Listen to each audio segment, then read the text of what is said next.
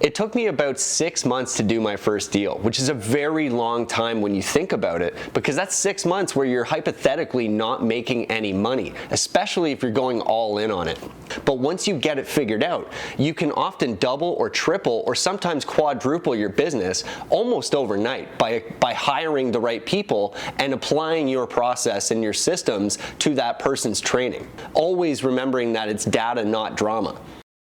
What is up, YouTube? In today's video, Adam Martin from my team is going to be sitting down and really explaining the difference between being a wholesaler and trying to build a wholesaling business. Now, this is something a lot of real estate investors kind of stumble into backwards. They kind of start dabbling with wholesaling because lead generation is important to their own real estate business. Sometimes they eventually start getting more leads than they need, or leads on properties that don't quite fit their business model, so they start wholesaling just kind of on the side as a hobby. But at some point in time, they're faced with that kind of question or inflection point of, should I really try and build this into a scalable business? Well, in today's video, Adam Martin from my team is going to discuss how we approach taking our wholesaling hobby and turning it into a full-fledged business. Warning, it includes things like standard operating procedures and processes, which aren't necessarily the most clickbaity, but I think are actually quite important if you're looking at building a scalable business. So let's dive into today's video with Adam. What's going on, everybody? Adam J.D. Martin here today, talking to you about how to build a wholesaling business and the differences that you might encounter versus wholesaling on your own as an individual. I've been wholesaling for the last 3 years, and for those of you who don't know what wholesaling means, it means real estate wholesaling, okay? So what we're actually doing when we talk about wholesaling real estate is we're taking a contract, negotiating its price and its terms, and then we're going to go and assign that contract. So some of you might know real estate wholesaling as assigning properties or property assignments, which is a fairly common term when we're talking to real estate agents or anybody else that's a professional in the industry. But for those of us that are focusing on private deals, this might be a new concept for your sellers, for assignees and potential buyers, and for anybody else that you're discussing this issue with. So when you're thinking about getting started in real estate wholesaling, you might be thinking about getting started off as an individual. There's a couple big differences when you're starting off wholesaling as an individual versus when you're trying to actually take it serious and build a full-time business out of it. When I was wholesaling real estate on my own and trying to get, singular deals done and trying to assign the odd property here and there, you could see a lot of inconsistency, both in the accountability to myself and in the productivity and the output and the amount of money that I was able to generate. It took me about 6 months to do my first deal, which is a very long time when you think about it, because that's 6 months where you're hypothetically not making any money, especially if you're going all in on it. And wholesaling real estate, you really have to make a choice. Is this going to be a supplemental strategy that you use to network with more buyers, to get better at negotiating, to walk through more properties and learn more about the fundamentals of real estate investing? Or is it going to be a full-time gig where you're going to try and actually earn as much income as you would in your primary job, or potentially replace that job with a new income stream that is wholesaling real estate? If you're going to go the latter route, you're going to have to start thinking like a true business. You're going to have to actually systematize and build out the processes for the business so that you are not trying to run around and be like a pirate. Okay, there's a huge difference, and Matt talks about this a lot on his channel, between being a pirate who's unorganized, who is opportunistic but not consistent, and being a Navy. A Navy is a company that has systems and processes and process maps and efficiency built into the inherent business model. And there's going to be a huge difference in the amount of money that you can produce as a real estate wholesaler, whether you're trying to be a pirate or if you're going to make the jump and make the commitment to becoming a Navy. If you're going to try and become a Navy, it's very important that you take it seriously. This is going to be a full-time endeavor. It's going to take a lot of time and energy on your behalf to figure this out. But once you get it figured out, you can often double or triple or sometimes quadruple your business almost overnight by hiring the right people and applying your process and your systems to that person's training. So what I noticed is after my first year in real estate wholesaling, I probably made something like $60,000 or $80,000 in gross wholesale fees. Okay, now you have to deduct from that marketing expenses. You have to deduct from that a lot of time and incidental costs. Okay, there's a lot of fuel, a lot of depreciation, a lot of straight up opportunity cost is like probably the biggest cost in doing this at the start, because every single day you're going to be grinding out. And if you don't know the process, okay, it goes lead generation. That's how we actually get in touch with potential sellers. Then you're going to have to look at collecting data. Okay, and doing research on the property. You're going to have to locate geo warehouse reports. You're going to have to look at the matrix if you're here in London, Ontario. If you're in another city, your regional realtors and real estate boards are going to use their own system to be able to see previous listings on that property, to be able to see data about the property itself. So number of bedrooms, number of bathrooms, the dimensions of the building, or of the bedrooms and rooms in the house. It's going to tell you the makeup, the sewer type, if it's municipal sewers or not. It's going to tell you a lot of information that you're going to need to know. And after you collect that data and do your research, you can then make your offer. Okay, making your offer is going to be some form of a function based on the current fair market value of the property, how much renovations are needed, and the strategy that's going to be applied to bring it to its highest and best use. Okay, so if you don't have that stuff dialed in and you try and do it on your own, there's a lot of room for error here where you might get a lot of offers out, but you might not get a high acceptance rate. And even if you do get a high acceptance rate, you may not be able to actually assign or sell that deal, which is a net zero. In fact, it's a net loss to you because you've just spent a lot of time and a lot of energy, and most likely you've involved someone on your power team like your real estate agent to get you that data that you're not doing anything with. Okay, so it's very important that we actually systematize and structure our businesses so that we have a formula, we have a plan, we know exactly how much marketing we're going to be sending out.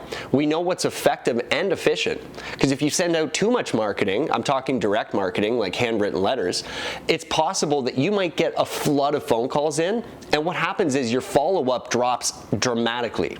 Okay, so you need to be able to tell, it's almost like a lever. You need to be able to tell whether or not you're pulling too much and you've got your foot on the gas a little too hard, you're missing out on leads, you're not actually capturing the value of that lead. And then often what happens is, especially in these smaller communities that we're talking about, like London, Ontario, Chatham, Ontario, St. Thomas, Windsor, Sarnia, St. Catharines, these are relatively small communities where people can talk, right? They will talk and potentially burn your reputation down if you're not managing this correctly. And you only get to do that one time. You only get to lose your reputation once, and it can take years to build it up and seconds to destroy it. So it's very important that we actually believe that this is important, right? You put the energy in, you put the time in, you put the work in to understanding that systematizing your business and really tracking the data, always remembering that it's data, not drama. Okay, always remembering that and implementing that between not only yourself, but as you hire people, making sure that they're living those core values of yours as well. Okay, because as you add team members, not only are you dealing with a dynamic landscape, right? They've got their own needs, they've got personal needs, they've got professional needs and goals, they've got professional and personal interactions in public that you're going to have your name associated with. It becomes a very shifting landscape, and you cannot do this as a pirate. Okay, if you think that it's possible to grow your business quickly without setting up the systems and processes necessary to make it efficient and effective, you're absolutely wrong. So what are some of those processes, right? How do I know what's the right level of marketing? Unfortunately, there's no silver bullet for this. There is no actual secret. You're going to have to experiment. You're going to have to A/B test with yourself and with your stakeholders in your business, like your employees. Because growing your business and actually setting this up properly, you're going to find out really quick that different people have different performance outputs. They have different potentials. They actually have different styles of communication and personalities that you really do need to take into consideration. So when you're trying to build these processes out, it's really important that you take active feedback. So that would be probably tip number one that I have. So when you get started on this, when you're just doing it yourself, you're going to be, trying to do everything at once. You're in charge of lead generation. You're in charge of data collection. You're in charge of research. You're in charge of making the offer. You're then in charge of marketing that offer if it gets accepted. And at that point, you're then going to be in charge as well of doing the actual assignment, right? Using a Form 145, the assignment of agreement of purchase and sale. You're going to then be in charge of following up until the deal closes. That's the process. Lead gen, data, and research. Do you want to get control of your financial life? Do you want to crush it in real estate with wholesaling? Do you want to join my full-time team of wholesalers like Mike? Or Shahir? Or what about Tyler? Or Diego? Or what about Amar? Alright, and what do we do, boys? We make offers, we buy fast, never gonna miss a deal cause we pay cash. Offers, offers, offers, deals, deals, deals. Tell us, Mr. Seller, what price do you feel? Cause we're Southwestern's biggest source of deals. Boom! So if you guys want to crush it with wholesaling, you need to join my team. And down below, video description, there's all the links you need. And at that point, you're then going to be in charge as well of doing the actual assignment, right? Using a Form 145, the assignment of agreement of purchase and sale. You're going to then be in charge of following up until the deal closes. That's the process. Lead gen, data, and research. Writing an offer, presenting the offer. If the offer gets accepted, then marketing the offer to your potential assignees. Once you market it, you have to actually close that deal. It's another negotiation with your assignee or your buyer, okay? Once the deal is closed on paper, you then have to follow up until money is exchanged for keys. No one's getting paid until the deal actually closes. So you can see how as an individual, that's a lot of work. So when you're building out your team, you're going to have to take a real hard look at what you've built already. Do you have a system in place for managing your lead generation? When those leads come in, how do you filter them? How do you qualify them? How do you get the right level of information that you need about that specific opportunity at that time? Okay, what we use is a walkthrough checklist. When we use our walkthrough checklist, it's actually a huge data capture sheet that we're able to get all the personal information on the seller, all the motivations for them actually calling us today, all of the characteristics about the building, and things that we need to actually know to be able to make an educated decision about the valuation of that building. Okay, and by doing this, by collecting this information, if you add in another person and everybody's using the same walkthrough checklist, it's very easy. And that's tip number 2. Streamline your communication and make everything standardized.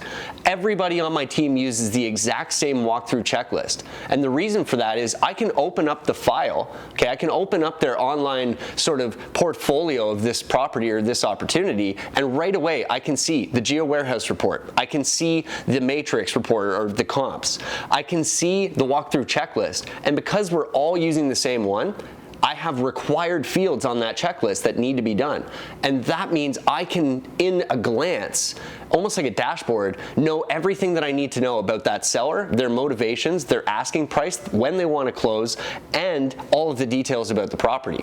And that allows me to really quickly make an educated decision about the valuation of that building when it's accompanied by photos, okay? So what we want to do is standardize these things, make communication really easily. We recommend using Google Drive, okay? When you use Google Drive, you can set up folder systems that allow you to easily share information really quick, right? Leveraging technology, that's a huge, huge, huge key component to building out a team.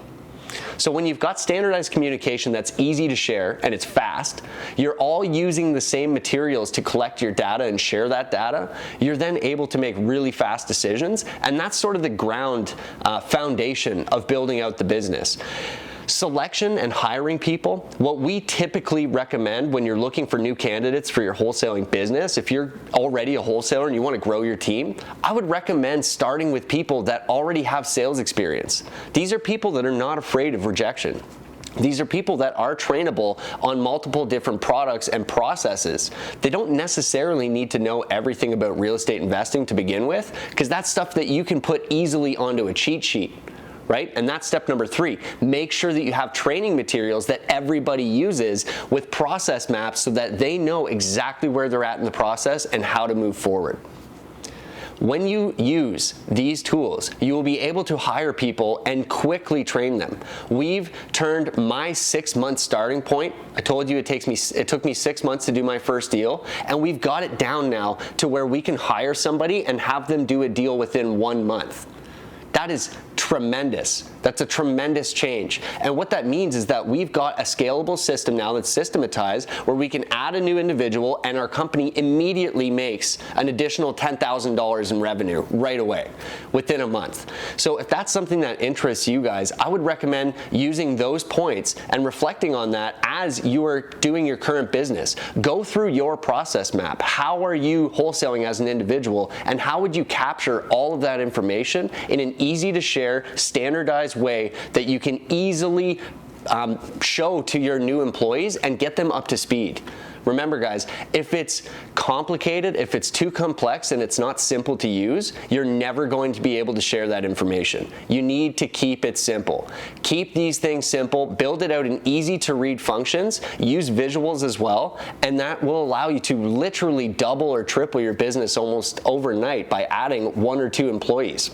The final tip before I let you guys go is don't grow too fast. If you think that you can add 5 new staff and before you were just running this as a solo individual, you're really going to run into some issues. You need to make sure that you get your staff and your employees up to a level of competency and up to a level of confidence before you go and hire more people.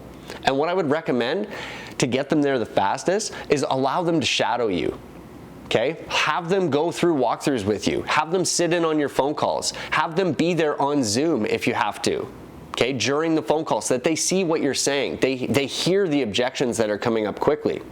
And of course, you would have an objection list, right? Here are the common objections. Here's how you overcome those. Here's some dynamic ones that are uncommon, but if you face them, here's the rebuttal for it. And every time you get a rebuttal or every time you get an objection, write it down, right? Make sure that that's in a training manual that you can share.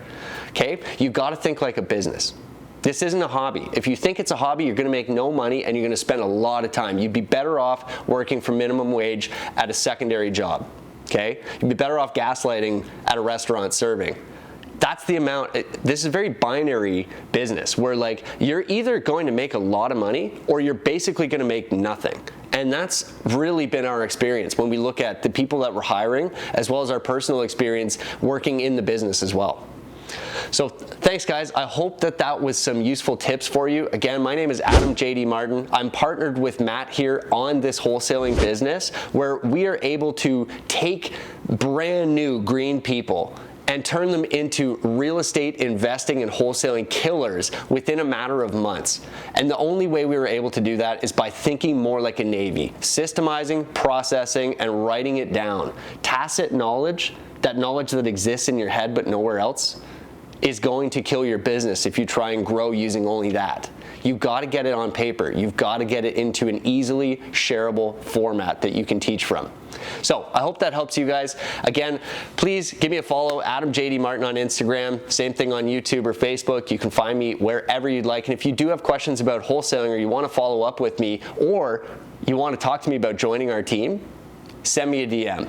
Thanks, guys. Thanks again to Adam for taking the time to break down his experiences when it came to taking our wholesale hobby and turning it into a business. Now, if you guys want more Adam Martin, he recently just started his own podcast, Mic'd Up Millionaires. We'll throw a link in the video description down below. Make sure you jump over, give him a sub. I think he's got around 100 subscribers right now, so it'd be great to just drive a little bit more traffic there. And I think he's got a great idea for a concept of a podcast, so make sure you check it out and actually go listen to a couple episodes. There's a lot of familiar faces you might recognize from my YouTube channel.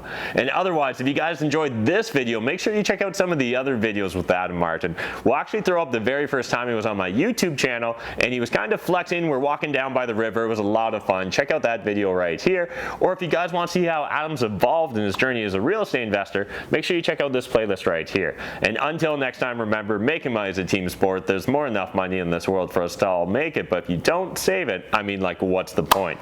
Thanks, guys.